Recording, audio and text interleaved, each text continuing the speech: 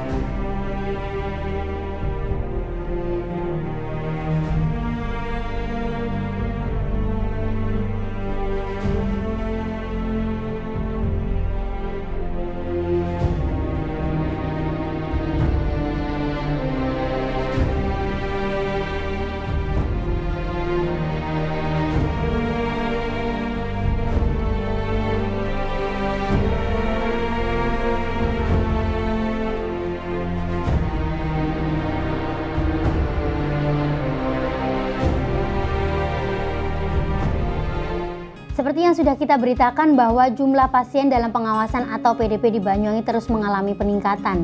Nah, hal ini membuat masyarakat semakin was-was dan lagi sebenarnya sudah ada himbauan untuk melakukan social distancing. Tapi nyatanya masih banyak sekali yang belum mematuhi aturan ini. Jadi untuk menjawab keresahan kita bersama, Fasta sudah mengundang hadirkan Kepala Dinas Kesehatan Kabupaten Banyuwangi, yaitu Dr. Wiji Lestariono via telekonferensi. Karena saat ini kita sedang melakukan protokol kesehatan social distancing. Halo dokter, apa kabar? Assalamualaikum warahmatullahi wabarakatuh semua pemirsa Banyuwangi TV. Jumlah pasien PDP dan ODP sekarang semakin meningkat dan sudah terkonfirmasi 3 pasien positif di Banyuwangi. Nah, apakah penyebabnya memang masyarakatnya bandel atau ada penyebab lainnya, dok? Ya, seperti kita ketahui bahwa virus corona ini adalah virus yang mempunyai daya tular yang luar biasa cepat, ya. Dan ini kecepatan penularan virus corona ini merupakan suatu yang jarang terjadi di dunia. COVID-19 ini sudah ditetapkan sebagai pandemi ya oleh WHO. Artinya COVID-19 ini sudah menyerang hampir di seluruh negara di dunia, menyerang 5 benua di dunia ini. Dan kondisi yang demikian ini mungkin terakhir kali terjadi 100 tahun yang lalu ya. Jadi sangat jarang penyakit seperti ini yang mempunyai daya tular yang memang luar biasa. Itu yang utama, faktor utama ya. Kalau tadi Mbak Fasta menyebutkan masyarakat yang udah, ya memang demikian adanya ya, bisa kita lihat faktanya. Meskipun kita sudah terus melakukan sosialisasi dan edukasi tentang upaya pencegahan penyebaran dan penularan COVID-19 ini, diantaranya adalah dengan menerapkan prinsip-prinsip physical distancing ya, yang merupakan kunci dari upaya pencegahan ini. Tetapi masih juga kita bisa melihat masyarakat yang banyak keluar rumah, berkerumun di luar rumah dan berkegiatan seperti tidak terjadi apa-apa. Itu memang menjadi faktor juga untuk bagi penyebaran virus corona ini menjadi lebih banyak lagi. Nah, mengenai anggaran dana percepatan COVID yang sebanyak 78 miliar, berapa anggaran yang diterima oleh Dinas Kesehatan Banyuwangi dan sudah dialokasikan seberapa jauh, dokter?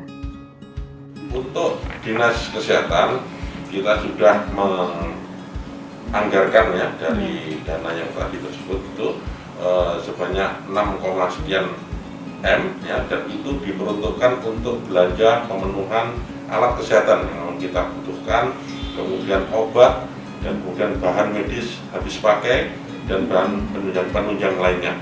Jadi itu kebutuhan-kebutuhan yang kita anggarkan melalui dana yang disiapkan oleh Pemkab Banyuwangi. Yang saya sebutkan tadi adalah untuk pemenuhan kebutuhannya, kebutuhan penanganan COVID di Banyuwangi. Itu di luar penanganan dampak sosial ya, kalau itu JPS, jaring pengaman sosial. Sejak kapan, dok, dana tersebut direalisasikan? Mulai saat anggaran tersebut ditetapkan dan sampai sekarang. Adakah bantuan lain yang masuk selain dari pemerintah, misalnya sumbangan relawan atau yang lain sebagainya, Dok? Dari berbagai pihak, ya. Mereka beramai-ramai menyumbangkan apa yang bisa mereka bantu. Contohnya adalah menyumbang APD, menyumbang masker, dan lain-lainnya. Ada juga yang menyumbang makanan juga untuk tenaga medis di rumah sakit misalkan. Apakah ada bantuan kepada tenaga medis seperti insentif atau bantuan yang lainnya? Memang untuk tenaga medis yang sudah dianggarkan, ya, ini adalah tambahan nutrisi bagi petugas kesehatan, baik itu di puskesmas maupun di rumah sakit.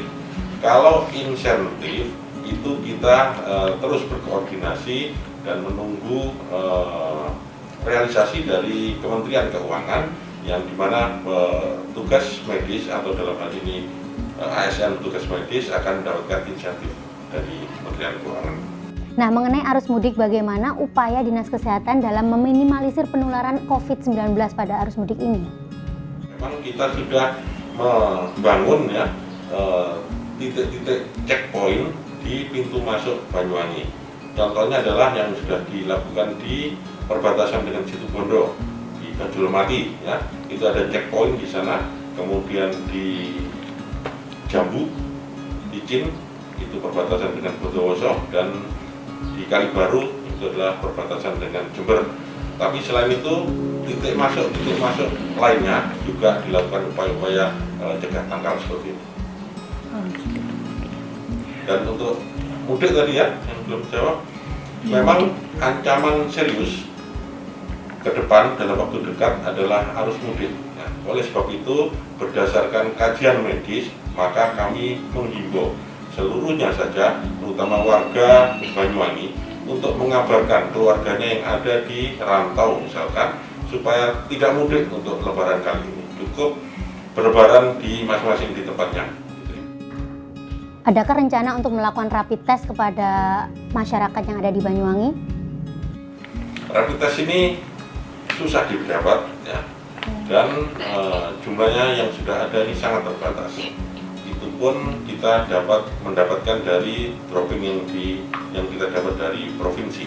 Karena jumlahnya terbatas, maka ada prioritas bagi mereka yang harus dilakukan rapid test.